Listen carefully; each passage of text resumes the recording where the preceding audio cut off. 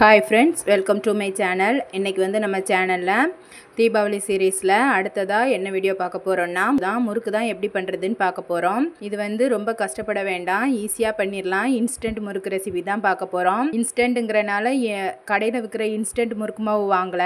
வீட்ல அரைச்சிருக்கிற பச்சரிசி மாவு வச்சு இன்ஸ்டன்ட்டா எப்படி பண்றதுன்னு தான் பார்க்க போறோம். எப்படி பண்றதுன்னு பார்க்கலாம். வாங்க வீடியோக்குள்ள போகலாம். அதுக்கு ஃபர்ஸ்ட் என்னெல்லாம் வறுக்கணுமோ அத ஃபர்ஸ்ட் வறுத்து எடுத்துக்கலாம். நான் வந்து ஃபர்ஸ்ட் உளுந்து எடுத்து வறுத்துக்கோங்க. இந்த கப்புக்கு 1 கப் அளவு உளுந்து சேர்த்துருக்கேன். நீங்கள் எந்த கப்பில் அரிசி எடுக்கீங்களோ அதே கப்பில் எல்லாத்தையுமே அளந்து எடுத்துக்கோங்க. 4 கப் அரிசி மாவுக்கு 1 கப்பு உளுந்து வந்து கணக்கு. நீங்கள் வந்து அரிசியுமே சேர்த்து திரிக்கிறீங்க அப்படின்னா 4 படி அரிசிக்கு 1 படி உளுந்து வந்து கணக்கு. கிலோ கணக்கில் எடுக்கிங்கன்னா 1 கிலோ பச்சரிசிக்கு 1/4 கிலோ அளவுக்கு உளுந்து வாங்கி சேர்த்து திரிச்சுக்கோங்க. இதை நல்லா பொன்னிறமாக வறுத்து எடுத்துக்கோங்க. நல்ல வெள்ளை கலரில் உளுந்து சேர்த்துருக்கோம். அந்த உளுந்து வந்து நல்ல லைட்டாக ப்ரௌன் கலர், லைட்டாக செவக்க வறுந்து வரும். செவந்து அந்த கலர் சேஞ்ச் ஆகி செவந்து வரும். அந்த உளுந்தோட வாசனையும் நல்லா இருக்கும். அது வரைக்கும் நல்லா வறுத்து எடுத்துக்கோங்க. இப்போ பாருங்கள், நல்லா வறுப்பட்டு கலர் சேஞ்ச் ஆக ஆரம்பிச்சிடுச்சு பாருங்கள். இப்போ இதை எடுத்துடலாம். இதை ஒரு பாத்திரத்தில் சேர்த்து ஆற விட்டுருங்க. இது நல்லா ஆறினதுக்கு அப்புறமா நல்லா மை போல் அரைச்சி எடுத்துக்கலாம். எந்த கப்பால் உளுந்து அளந்தமோ அதே கப்பால் ஒரு 1/4 கப் அளவுக்கு பொட்டுக்கடலை சேர்த்துக்கோங்க. இதை லேசாக அந்த சூடு ஏற அளவுக்கு வறுத்தா போதும். முழு கடலை இல்லாமல் இந்த மாதிரி பொட்டு உடச்சி கடலை சேர்த்துக்கோங்க. அப்போ தான் முறுக்கு வந்து நல்லா பொறு பொறுன்னு வரும். இப்போ இதுவும் நல்லா ஆறட்டும். ஆறினதுக்கப்புறமா அரைச்சி எடுத்துக்கலாம். இது வந்து நல்லா ஆறிடுச்சு. இதை இப்போ ஒரு மிக்சி ஜாரில் சேர்த்து அரைச்சி எடுத்துக்கலாம். பாருங்கள், இந்த அளவுக்கு நல்ல மை போல் அரைச்சி எடுத்துக்கோங்க. இப்போ வந்து நம்ம மாவு மிக்ஸ் பண்ணிக்கலாம். வந்து நம்ம அரைச்சி வச்சுருக்கிற உளுந்த மாவு, இது வந்து பொட்டுக்கடலை மாவு. நம்ம வந்து 1 கப் உளுந்த மாவும் 1/4 கப் அளவுக்கு பொட்டுக்கடலை மாவும் சேர்த்துருக்கோம். அதுக்கு 4 கப் அளவுக்கு அரிசி மாவு சேர்த்துக்கலாம். தேவையான அளவு உப்பு சேர்த்துக்கோங்க. இது கூட எள்ளு சேர்த்துக்கோங்க. எள்ளு கூட கொஞ்சமாக ஓமமும் சேர்த்துக்கோங்க. ஓமம் சேர்த்தா ஒரு முறுக்கோட டேஸ்ட்டும் ஃப்ளேவரும் நல்லாயிருக்கும். என்கிட்ட ஓமம் இல்லை, அதனால் நான் எள்ளு மட்டும் சேர்த்துக்கிறேன். உங்கள்கிட்ட ஓமம் இருந்ததுன்னா சேர்த்துக்கோங்க. கூட 2 ஸ்பூன் அளவுக்கு வெண்ணெய் உருக்கி சேர்த்துக்கோங்க. 1 ஸ்பூன் காயப்பொடி. இது கூட 2 ஸ்பூன் கடலை மாவு சேர்த்துக்கோங்க. ஃபஸ்ட்டு அந்த வெண்ணெய் ஊற்றிருக்கோம்ல, அது கூட கொஞ்சம் நல்லா மிக்ஸ் பண்ணி விட்டுக்கோங்க. அப்புறமா கொஞ்சம் கொஞ்சமாக தண்ணி தெளித்து மிக்ஸ் பண்ணிக்கோங்க. கொஞ்சம் கொஞ்சமாக தண்ணி சேர்த்து இந்த மாதிரி சப்பாத்தி மாவு பதத்துக்கு நல்லா லூஸாக பிசைஞ்சு எடுத்துக்கோங்க.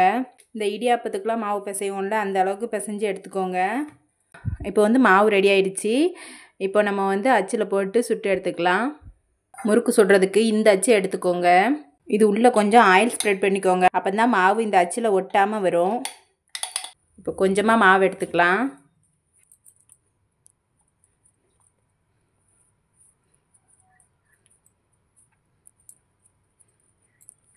இந்த அளவுக்கு மாவு சேர்த்துக்கோங்க.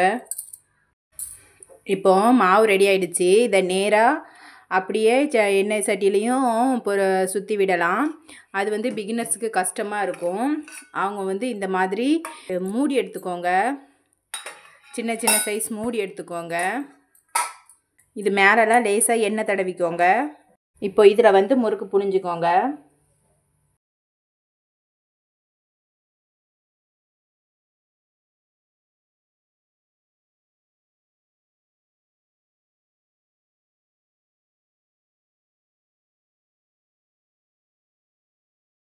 எண்ணெய் சூடாயிட்டான்னு செக் பண்ணிக்கலாம். இந்த மாதிரி கொஞ்சமாக மாவு எடுத்து உள்ளே போடுங்க. அது போட்ட உடனே மேலே வரணும். அப்படி வந்து இந்த பார்த்திங்களா, மேலே வந்துட்டு இந்த மாதிரி வரணும். இப்படி வந்தால் தான் எண்ணெய் வந்து நல்லா காஞ்சிருக்கு, கரெக்ட் பக்குவத்தில் இருக்குதுன்னு அர்த்தம். இப்போ வந்து ஒவ்வொரு முறுக்காக போட்டு எடுத்துக்கலாம். இந்த மாதிரி பக்கத்தில் வச்சுக்கிட்டு இப்படி போட்டுருங்க. போடும்போது கவனமாக போடுங்க. கையில் எண்ணெய் தெரிச்சிடாமல் பக்கத்தில் கொண்டு போயிட்டு இப்படி மெல்ல போடுங்க.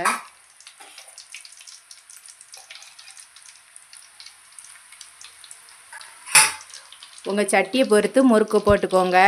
இதில் வந்து 3 முறுக்கு தான் நின்று வேக முடியும். அதனால் 3 முறுக்கு போட்டிருக்கேன். இப்போது ஒரு பக்கமாக வெந்ததுக்கப்புறம் அந்த எண்ணெயோட சலசலப்பெலாம் அடங்கினதுக்கப்புறமா திருப்பி போட்டுக்கோங்க. திருப்பி போட்டு ஒரு 5 நிமிஷம் வேக விடுங்க. திருப்பி போட்டதுக்கு அப்புறமா இந்த எண்ணெயோட சலசலப்பு அடங்குற வரைக்கும் வேக விடுங்க. இப்போ எண்ணெயோட சலசலப்பு எல்லாம் நல்லா அடங்கிடுச்சு. இப்போ எடுத்துடலாம். இதே மாதிரி எல்லா மாவையும் பொரித்து எடுத்துக்கலாம். இந்த பிகினர்ஸுக்கெலாம் இந்த மாதிரி மூடியை எண்ணெய் பக்கத்தில் கொண்டு போகிறதுக்கு பயமாக இருந்தால் இந்த மாதிரி தோசை கரண்டி அப்புறம் கண்ணு கரண்டிலாம் இருக்குல்ல, இந்த மாதிரி ஃப்ளாட்டாக இருக்கிற கரண்டியெல்லாம் குப்பரை போட்டு இதில் வந்து எண்ணெய் தடவி இதில் முறுக்க புனிஞ்சு இப்படி போட்டு எடுங்க. இது போட்டு காட்டுறேன் பாருங்கள். ஒன்று இதில் மூடியை பக்கத்தில் கொண்டு போக பயமாக இருக்கிறவங்க இந்த மாதிரி தோசை கரண்டி கண்ணு கரண்டி இந்த மாதிரி ஃப்ளாட்டாக இருக்கிற எல்லா கரண்டிலையுமே சுற்றிக்கலாம். இதில் சுற்றிக்கிட்டு இந்த மாதிரி போட்டுக்கோங்க. அவ்வளோதான் ஃப்ரெண்ட்ஸ், நம்மளோட அரிசி முறுக்கு வந்து அருமையாக ரெடி ஆகிடுச்சு. நீங்களும் இதே மாதிரி இதே அளவுகளோடு உங்கள் வீட்டில் செஞ்சு பாருங்கள். செஞ்சு பார்த்துட்டு எப்படி வந்ததுன்னு கமெண்ட்டில் சொல்லுங்கள். என்னோடய வீடியோ உங்களுக்கு பிடிச்சிருக்கும்னு நம்புகிறேன். என்னோடய வீடியோ பிடிச்சதுன்னா என்னோடய சேனலை சப்ஸ்கிரைப் பண்ணி சப்போர்ட் பண்ணுங்கள். என்னோடய வீடியோவுக்கு லைக் போடுங்க, கமெண்ட் போடுங்க, உங்கள் ஃப்ரெண்ட்ஸ் அண்ட் ஃபேமிலிக்கு ஷேர் பண்ணுங்கள். பாய்.